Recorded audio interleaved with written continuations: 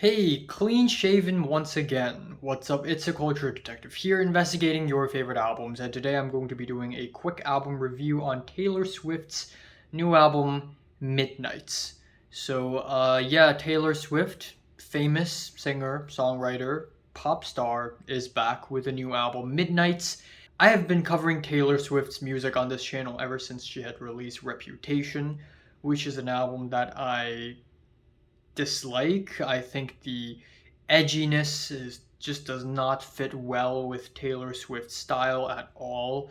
The lyrics, the production, the songwriting on that album is just very flawed and lackluster and bad.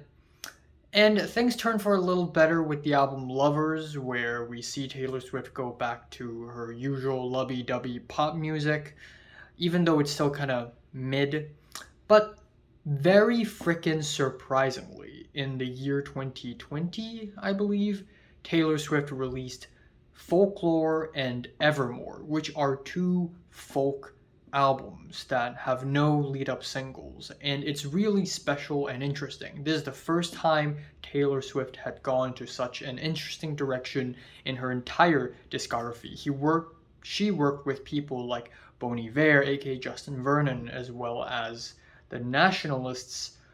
The Nationalist, the National, I forgot. But anyways, Evermore and Folklore see Taylor Swift mature in her lyrics, in her style, and even though I'm not a huge fan of these albums, I do really respect them, and I really look forward to whatever Taylor Swift has to release next, which are re-recordings of some of her successful past works because of the very crazy and incredibly unfair treatment that Taylor Swift has gotten and has received from her record label. So she had to re-record entire albums just so that she could own the rights to those albums as well. Taylor's versions. But anyways, after that we have this year's Midnights, where essentially she goes back to pop music and ditches folk music. And yeah, I don't expect Taylor Swift to just completely focus on folk music after Evermore and Folklore, but I expected her to at least mature her sound a little bit. But no, on this album, she basically goes back to pop music. It's not the lovey-dovey pop music she's known for. This album is a little bit edgier, the production is a little bit quirkier, but aside from that, it's still pretty basic synth pop. There are no lead-up singles to this album as well, so a lot of people thought we are in for something interesting, but I guess not. Another thing with Midnights is that it actually has a 3 a.m. edition, which is like the deluxe edition, essentially, which is released basically at the same time as Midnights, or around the same time. And yeah, it's not interesting. Not interesting at all, because Midnights might be the worst Taylor Swift album since Reputation, unfortunately. Yeah. Yeah, this album is incredibly boring. I think this album has a lot of very lackluster songwriting, and it didn't really hit me at all. The album opener, Lavender, Haze, is pretty good. The chorus is a bit sleepy, but the minimalist production is crispy, and the verses are catchy and flashy, and I really like it. I guess it's probably because it's the album opener, so I don't get bored as much, which pretty much doesn't become the case on the second track, Maroon, which is a very boring hollow track with washed out production. Very scarce percussion, a bed of soft synths. Nothing really happens on this track. Anti-Hero or Anti-Hero is a catchy new wave song. I didn't really like it at first, but it sort of grew on me. Of course, we have the music video scandal where people are calling Taylor Swift fatphobia, which I think is absolutely bullshit.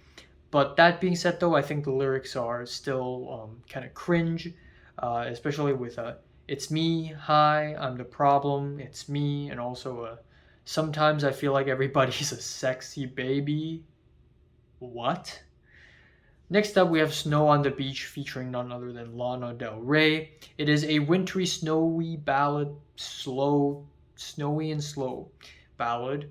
And Lana Del Rey doesn't really do much on this track. She duets Taylor Swift in a very faint way, so she barely exists on this track. And I feel like the lyrics are just nowhere as deep as it thinks it is.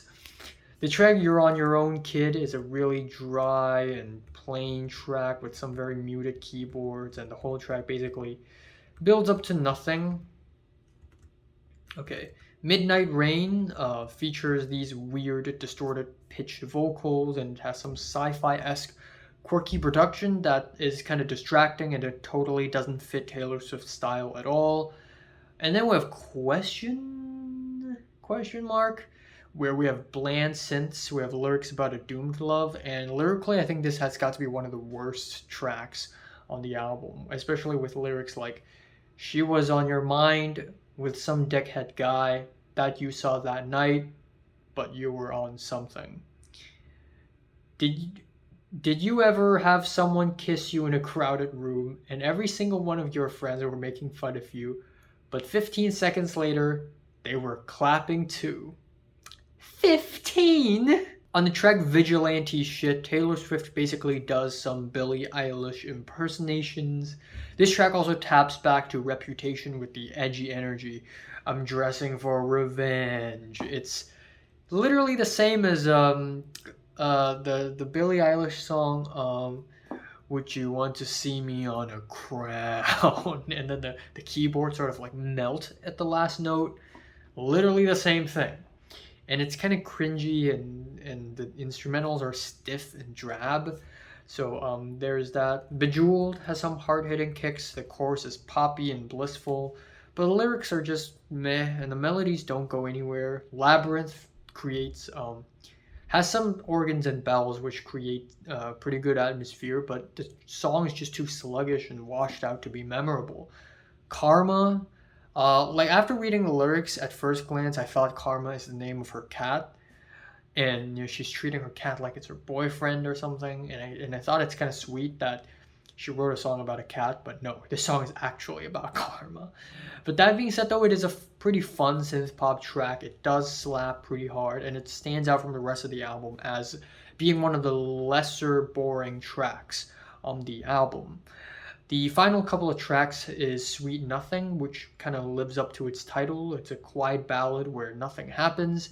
And the last track, Mastermind, is a very mundane closer that sounds like a commercial music with some faux upbeat synths. So yeah, unfortunately, Taylor Swift's new album is Midnights, which is mid. And I'm just bored by it, really. Favorite track here is probably, I don't even know, Antihero, Lavender Haze. My least favorite is Vigilante Shit. I'm giving the new Taylor Swift album, Midnights, 5 out of 10. So if you listen to the new Taylor Swift album from 1 to 10 minutes, rate it, like it, and subscribe if you want more. Thanks for watching. I'll be doing a review on the new Lewis Cole, Lucid Express, Paranoid Asian Glow, and that's for the month. And oh wow, it's already October 27th. Shit. And I'll do a couple movie reviews, and I think I'm done with the month. Oh, and anime.